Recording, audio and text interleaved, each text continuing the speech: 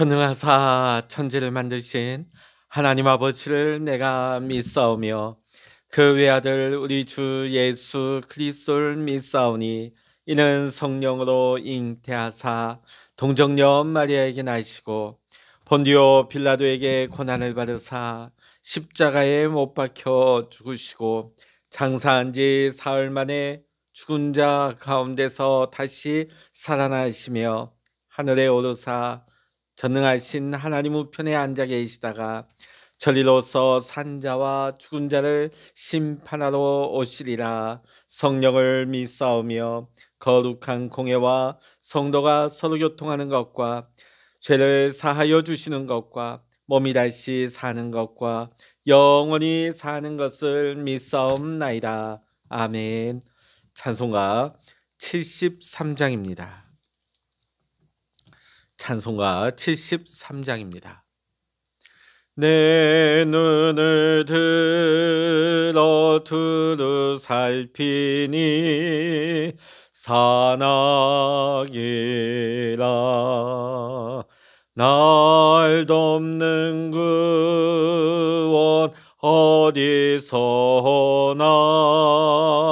그 어디서 하늘과 땅을 지은 여호와 날 도와주심 확실하도다.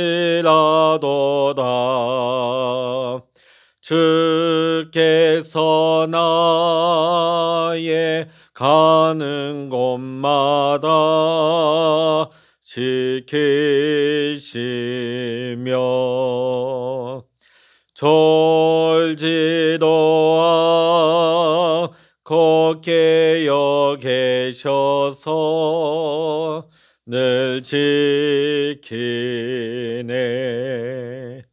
이스라엘을 지키시느니 쉬지도 않고 살펴주시네. 여호와 나의 보호자시니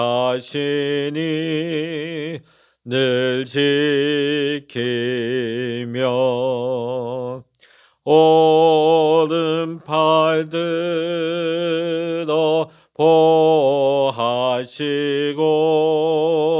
그늘 되네. 낮에는 내가 상치 못하며 또 밤에 달이 해치 못하네. 여호와 나의 영혼 지키사 돌보시며 내 모든 죄를 사해 주시고 늘 지키네. 이제로부터 영원 무궁히 주 나의 주리 지켜주시리. 아멘. 오늘 이 시간 우리에게 주시는 하나님의 말씀 구약성서 예레미야 16장 1절부터 21절까지입니다. 구약성서 1076면 예레미야 16장의 말씀 같이 읽도록 하시겠습니다. 여호와의 말씀이 또 내게 임하여 이르시되 너는 이 땅에서 아내를 맞이하지 말며 자녀를 두지 말지니라. 이곳에서 낳은 자녀와 이 땅에서 그들을 해산한 어머니와 그들을 낳은 아버지에 대하여 여호와께서 이와 같이 말씀하시오니 그들은 독한 병으로 죽어도 아무도 슬퍼하지 않을 것이며 묻어주지 않아 지면의 분토와 같을 것이며 칼과 기근에 망하고 그 시체는 공중의 새와 땅의 짐승의 밥이 되리라. 여호와께서 이와 같이 말씀하시되 초상집에 들어가지 말라. 가서 통곡하지 말며 그들을 위하여 애곡하지 말라.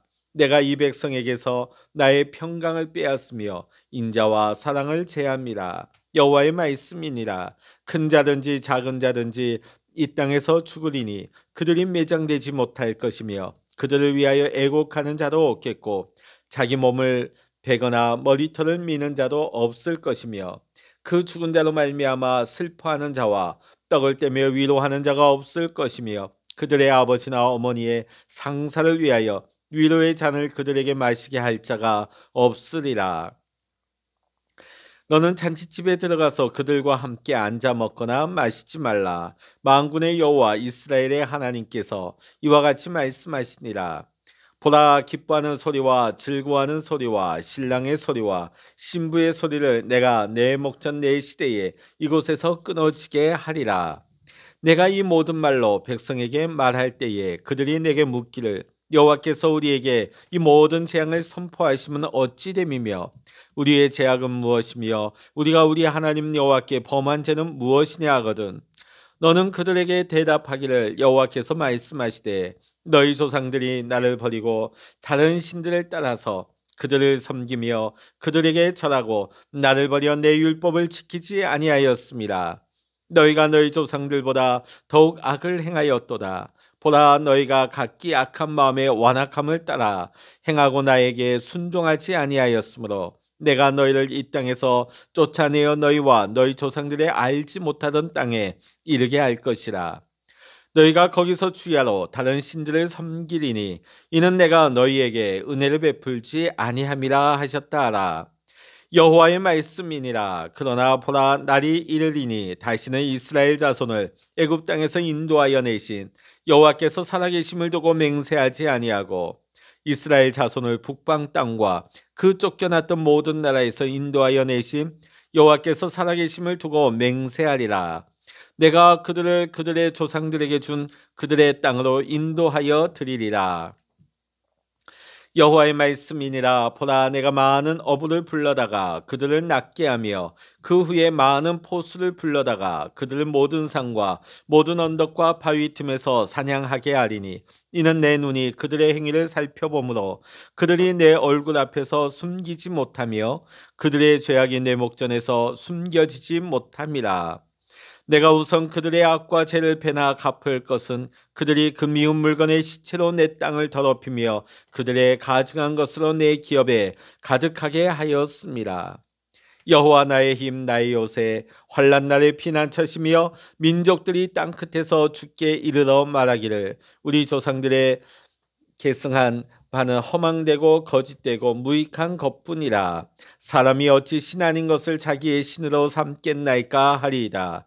여호와께서 이르시되 보라, 이번에 그들에게 내 손과 내 능력을 알려서 그들로 내 이름이 여호와인 줄 알게 하리라. 아멘. 할렐루야. 오늘도 함께 기도하시는 우리 사랑하는 모든 믿음의 성도님들에게 오늘도 하나님의 크신 은혜와 평강의 축복이 함께 하시기를 주의 이름으로 간절히 축원합니다. 오늘 본문을 보면 하나님께서 예레미야에게 결혼하지 말라 하시는 말씀으로 이 본문 말씀이 시작되고 있습니다. 자, 2절로부터 4절에 보면 그러한 내용이 나오고 있죠. 왜 하나님께서 예레미야 선지자에게 결혼하지 말라고 했을까요? 그 이유는 바로 하나님의 심판이 임박했기 때문입니다. 만일 하나님의 심판의 때에 예레미야가 결혼하여서 아내를 두고 자녀를 두게 된다면 그것은 가장으로서 감당할 수 없는 고통이 될 것이기 때문입니다.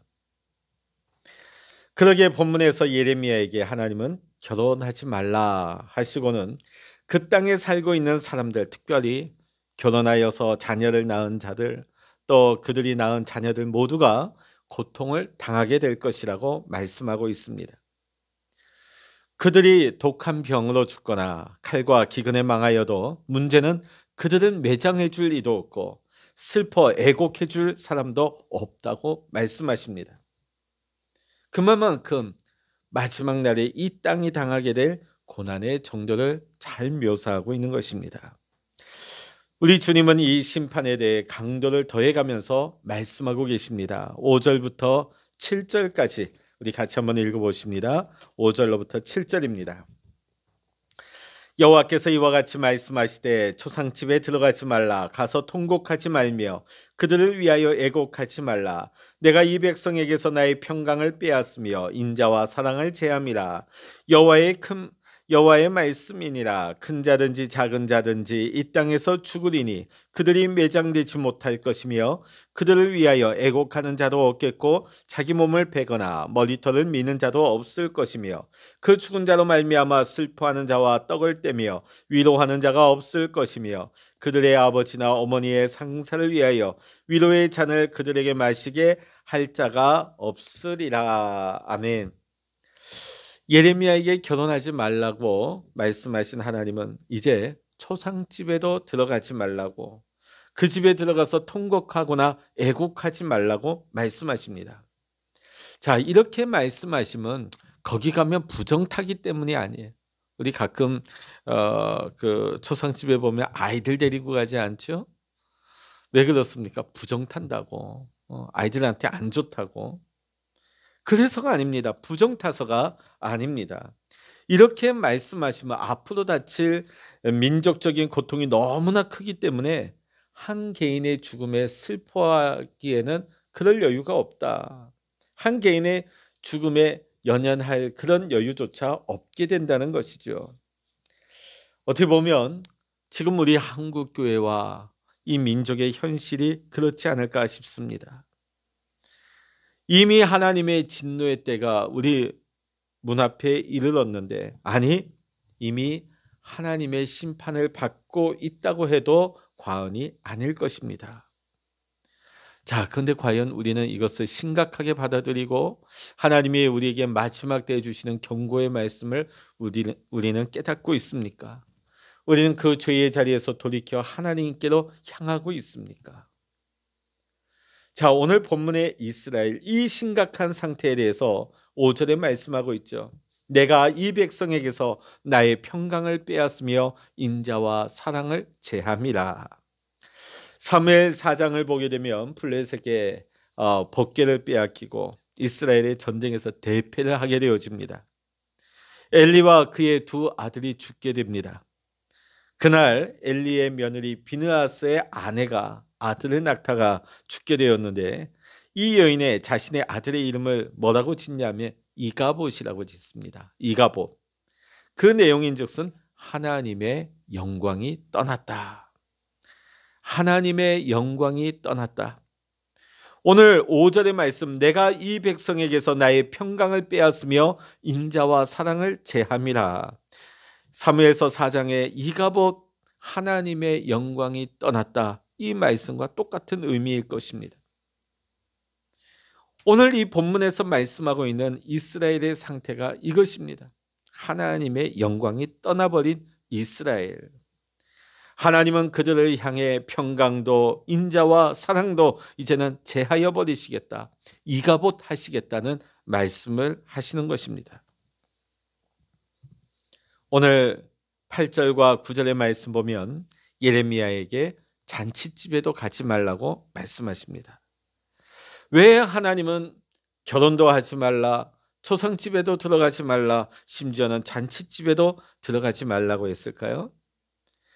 지금 예레미야 자신이 잔치집에 들어가서 그들과 함께 앉아 먹고 마시며 즐거워하고 있다면 자기가 이때까지 전한 말씀이 굉장히 모순됨을 말하게 되는 것이죠. 임박한 하나님의 진노, 이미 그 진노가 눈앞에 닥쳤습니다. 지금 여유가 없어요.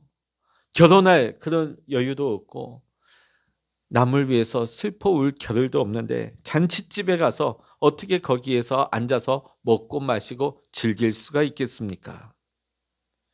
하나님은 당신의 백성을 향해 왜 이렇게 무자비하게 심판하시겠다고 말씀하시는 것일까요? 우리 10절의 말씀 같이 읽습니다. 내가 이 모든 말로 백성에게 말할 때에 그들이 내게 묻기를 여호와께서 우리에게 이 모든 큰 재앙을 선포하심은 어찌 됨이며 우리의 죄악은 무엇이며 우리가 하나님 여호와께 범한 죄는 무엇이냐 하거든. 자, 이스라엘 백성이 이 심판의 말씀을 듣고 오히려 이렇게 되묻습니다. 자신들이 당하는 이 어려움 앞에서 도대체 내가 무슨 잘못을 했단 말인가? 우리가 도대체 뭘 잘못했길래 이런 어려움을 겪냐고 오히려 반문하고 있는 이스라엘을 보게 되어집니다. 우리 인생들은 본능적으로 우리 인생에 고난이 오게 되어지면 자신도 돌아보게 되고 절대자에게 묻게 되어집니다. 자, 그런데 어떤 사람은 하나님께 묻고 따지기만 할 뿐 하나님께서 그 고난의 때에 말씀하시는 하나님의 음성을 들으려고 하지 않습니다. 하나님 앞에 묻고 따지고 따졌다면 하나님의 말씀도 들어야죠. 그런데 따지기만 하는 거예요. 불만만 쏟아놓는 거예요. 그런데 이 고난의 시간에 하나님은 우리에게 말씀하고 싶어 하십니다. 그래서 이 고난의 때는 오히려 하나님의 음성을 듣는 때인 것입니다. 문제는 뭡니까? 오늘 이스라엘의 문제가 우리가 우리 하나님 여호와께 범한 죄가 무엇이뇨? 지금 하나님께서 예레미야를 통하여서 수많은 선지자를 통하여서 이스라엘의 그 죄악의 실상을 고발하고 책망하고 또 돌아오라고 말씀하셨지만 그들이 하나님의 말씀을 듣지 아니하고 하나님께 등을 돌렸을 때 하나님은 닥쳐올 큰 하나님의 심판을 선포하고 계시는 것입니다. 자, 그런데 문제는 정작 본인들은 자신들의 잘못을 모르고 있다는 것입니다. 죄를 범한 것이 문제라기보다는 더 치명적인 문제는 우리가 하나님께 범한 죄가 무엇이뇨? 자신들이 뭘 잘못했는지조차 모른다는 것입니다.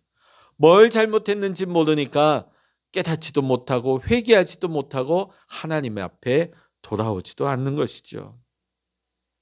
여러분, 우리가 하나님의 말씀을 들을 때 우리의 심령이 찔림을 받고 우리가 마음을 내 옷을 찢고 하나님 앞에 회개할 수 있다는 것, 이것이 얼마나 큰 은총이요 은혜요 축복인지 모릅니다. 똑같은 말씀이 선포되는데도 누군가는 가슴을 치며 하나님 앞에 회개하고 나오는 자가 있는가 하면 어떤 분은 똑같은 말씀을 들으면서도 도대체 저 말씀이 내게 무엇을 의미하는지, 내가 뭘 잘못했다고 오히려 고개를 빳빳이 들고 오히려 내가 뭘 잘못했습니까? 오늘 이스라엘과 같이 얼굴을 빡빡하게 들고 마음이 강팍한 그 모습으로 하나님 앞에 나오는 그런 모습일 수도 있습니다. 바라기는 저와 여러분이 지금뿐만이 아니라 앞으로 어떤 환난과 고난이 닥쳐온다 할지라도 우리가 이 이스라엘의 모습과 같이 도대체 내가 뭘 잘못했습니까? 내가 뭘 잘못했단 말입니까? 그런 강팍한 마음을 가지지 아니하고 겸손하게 하나님 앞에 무릎 꿇고 하나님 앞에 묻고 기도할 수 있는 겸손한 믿음의 사람이 다 될 수 있기를 원합니다. 그때 그 고난의 때에 하나님께서 말씀하시는 거예요. 그 고난의 때에 하나님께서 우리를 위로하시고 우리에게 소망을 주시는 말씀을 우리는 듣게 될 줄로 믿습니다. 자, 오늘 11절부터 13절까지의 말씀을 보면 도대체 왜 그들이 이 왜 고난을 당해야 되는지에 대해서 하나님은 말씀하고 계십니다. 이스라엘 백성들이 하나님의 심판을 받은 이유는 하나님을 버리며 우상을 섬기고 완악하게 행했기 때문입니다. 이스라엘은 하나님을 버렸습니다. 하나님을 버렸다 하는 것은 하나님과 상관없는 사람처럼 살았다는 것이죠. 이걸 더 심하게 말하면 하나님께 반역했다는 것입니다. 하나님을 버린 이스라엘 백성들 우상을 섬기며 우상과 함께 뒹굴며 살았습니다. 부어 만든 우상, 이것이 우리를 인도한 신이라고 그것 앞에 경배하는 삶을 살았던 것이죠. 오늘 이 영상을 보고 있는 우리 모든 성도님들은 나는 이 우상 숭배하는 아무 상관이 없어, 내가 어디 부어 만든 우상을 언제 섬겼단 말인가, 그렇게 말할 수도 있겠습니다. 그러나 오늘 부어 만든 우상만이 우상이 아닙니다. 돈을 우상으로 섬기는 사람은 모든 것이 돈과 관련되어서 보이는 것이에요. 돈만 생각하고 돈을 최고의 가치로 올려두고 살아가는 것이죠. 쾌락을 우상으로 섬기며 사는 사람은 모든 생각이 쾌락에 가 있는 거예요. 쾌락에 관련된 거, 쾌락에 붙들려서 살아가는 인생입니다. 자, 그런데 사도 바울은 이렇게 정의합니다. 우상 숭배의 근본 원인은 어디에 있는가? 바로 탐심에 있다고 합니다. 골로새서 3장 1절로부터 6절의 말씀 보면, 그러므로 너희가 그리스도와 함께 다시 살리심을 받았으면 위의 것을 찾으라.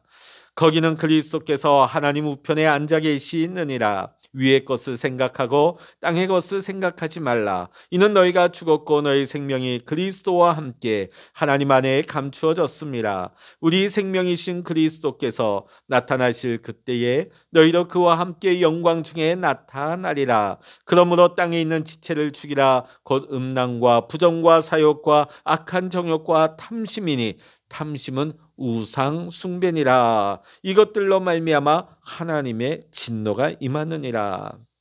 오늘 우상 숭배의 근본 원인에 대해서 사도 바울은 탐심에 있다고 말하고 있습니다. 오늘 여러분, 우리가 땅의 것만을 구하고 찾는 사람이 아니라 위의 것을 구하고 위의 것을 찾을 수 있는, 하나님께 온전한 마음을 올려드리고 하나님만을 섬길 수 있는 우리 모든 믿음의 성도님들 될 수 있기를 원합니다. 오늘날 신앙생활하는 분들을 보면 몸은 교회에 있는데 마음은 하나님께로 먼 자들이 있습니다. 말로만 교인이에요.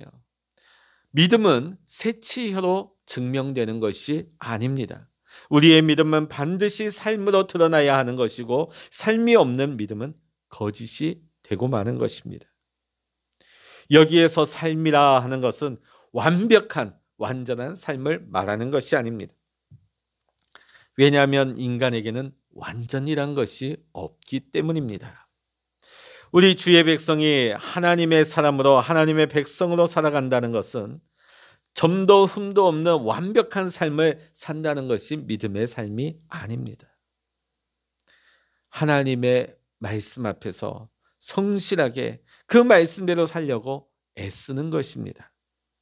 형식적으로가 아니라 진심으로 그렇게 하는 것입니다. 성도는 선한 마음으로 온유하게 행해야 하는 것입니다. 그것이 우리 주님께서 우리에게 원하시는 삶이 되는 것입니다.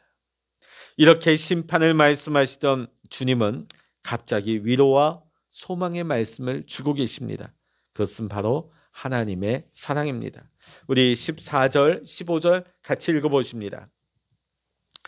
여호와의 말씀이니라. 그러나 보라 날이 이르리니 다시는 이스라엘 자손을 애굽 땅에서 인도하여 내신 여호와께서 살아계심을 두고 맹세하지 아니하고 이스라엘 자손을 북방 땅과 그 쫓겨났던 모든 나라에서 인도하여 내신 여호와께서 살아계심을 두고 맹세하리라. 내가 그들을 그들의 조상들에게 준 그들의 땅으로 인도하여 드리리라. 아멘. 자, 바벨론 포로 이전에는 이스라엘 백성들이 하나님의 구원의 역사를 늘 말할 때 출애굽 속에서 역사하셨던 하나님이 생각났고, 그 하나님의 이름을 늘 증거하고 영광을 돌렸던 것입니다. 그러나 이후에는 바벨론에서 구원해 주신 하나님, 이제는 그 바벨론에서 역사하셨고 구원해 주신 하나님의 이름으로 행동하게 될 것을 말씀하고 있는 것입니다. 이 말씀은 무엇입니까? 비록 그들이 하나님의 징계를 받고 심판을 받아서 망하고 바벨론의 포로가 되어 끌려가겠지만은, 거기에서 종살이를 하겠지만은 하나님의 은혜로 말미암아 다시금 예루살렘으로 다시 돌아오게 해주시겠다는 하나님의 약속의 말씀인 것입니다. 자, 오늘 이 말씀을 우리에게 적용한다면 어떤 말씀이 될까요? 오늘 우리 하나님은 성경에만 존재하는 하나님이 아니에요. 내 삶 속에서 나와 함께 하시는, 내 삶 속에 역사하시는 하나님의 이름으로 우리가 살아야 한다는 것입니다. 성경 안에만 머물러 계시는 존재가 아니라 오늘도 내 삶 속에 살아 계시는 하나님, 실제하시는 하나님, 그 하나님을 증거하면서 그 하나님께 영광 돌리는 삶을 살아야 하는 것이 오늘 우리 믿음의 삶의 모습이 되어야 하는 것입니다. 그렇습니다. 말씀이 성경이나 우리의 머릿속에만 머물러서는 안 되겠습니다. 그 말씀은 반드시 우리의 삶 속에 실제해야 되는 살아있는 말씀입니다. 하나님께서 지금 이스라엘을 심판하시려고 하는 목적도, 바벨론에서 이스라엘 백성을 다시금 구원해 주시려는 목적도 오직 하나입니다.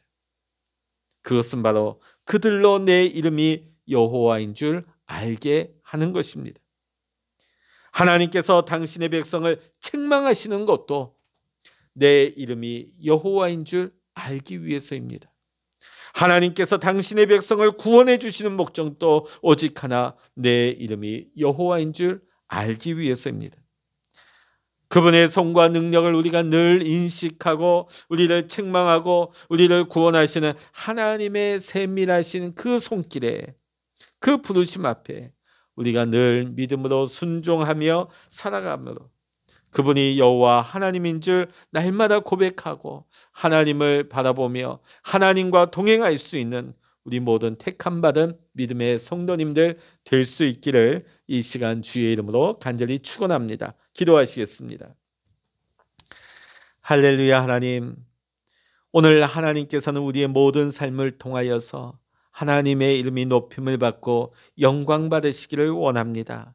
하나님께서 오늘 우리에게 바라시는 그 하나님의 이름이 오늘 우리의 삶을 통하여서 나타나게 하여 주시옵소서. 하나님 아버지, 우리가 환난과 고난의 때에 하나님을 떠나버리는 자가 아니라 오히려 고난의 때에 하나님 앞에서 하나님의 음성에 귀 기울이게 하여 주셔서 위로의 말씀을 듣게 하시고 때로는 책망의 말씀을 들을지라도 회개하고 돌이켜서 하나님의 은총을 입는 자가 되게 하여 주시옵소서. 치유를 받는 자가 되게 하여 주시옵소서.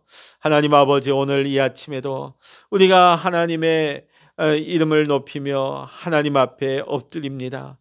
이 시간 성령님 임재하여 주시고 역사하여 주셔서 성령의 기름 부어주시고 충만케 하여 주시옵소서.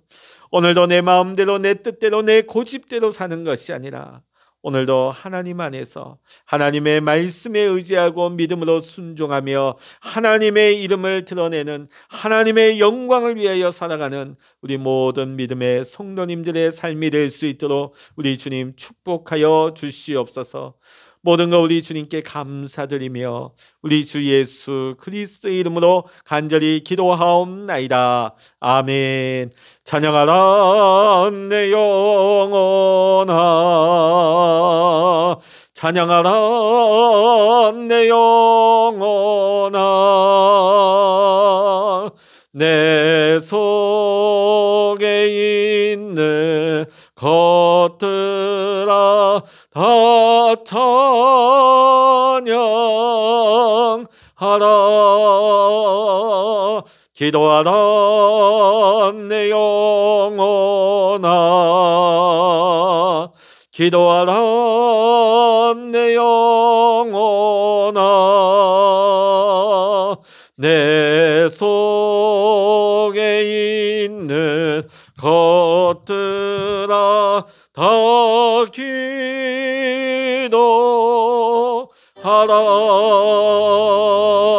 주의 일창을 합심하여 기도하십니다. 주여